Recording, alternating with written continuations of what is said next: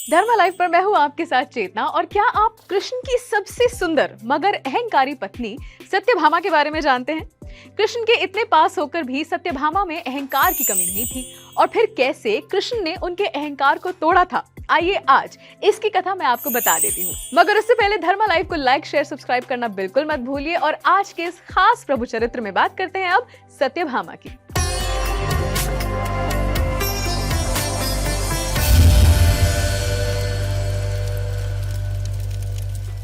सत्यभामा एक बहुत ही सुंदर राजकुमारी थी और उन्हें सूर्य देव से श्यामंतक मणि प्राप्त थी।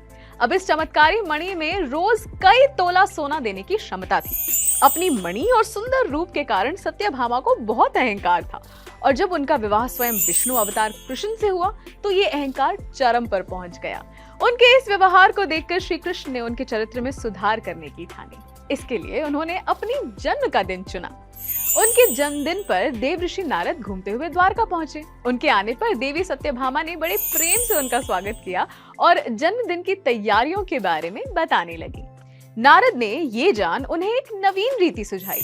उन्होंने कहा, देवी, श्री कृष्ण के जन्मोत्सव पर तो आपको तुलाभाम व्रत रखना चाहिए।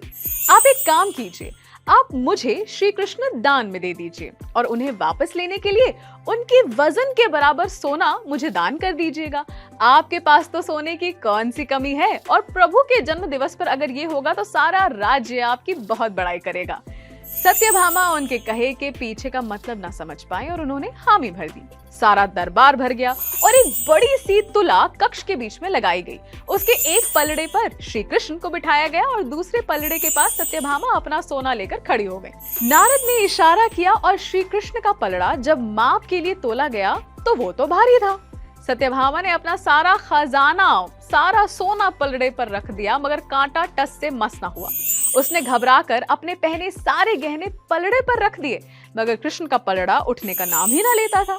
अब नारद ने कहा, देवी, वचनानुसार अब श्री कृष्ण मेरे हुए, मैं इन्हें अपने संग स्वर्ग ले जाऊंगा। सत्यभामा लज्जित हो गई और घबराने लगी कि उनके कारण कृष्ण की सभी पत्नियों को वियोग झेलना होगा।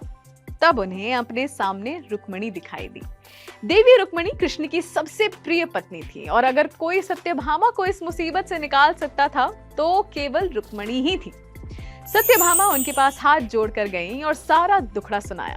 देवी रुक्मिणी मुस्कुराईं और कृष्ण को प्रणाम करने के बाद पलड़े के दूसरी ओर गईं। उन्होंने एक एक करके सारा सोना पलड़े से हटवाया और उस पर श्रद्धा से एक तुलसी दल रख दिया। आश्चर्य! तुलसी का वो एक पत्ता रखते ही दोनों पलड़ों का वजन एक हो गया और कृष्ण आराम से पलड़े पर से उठ गए।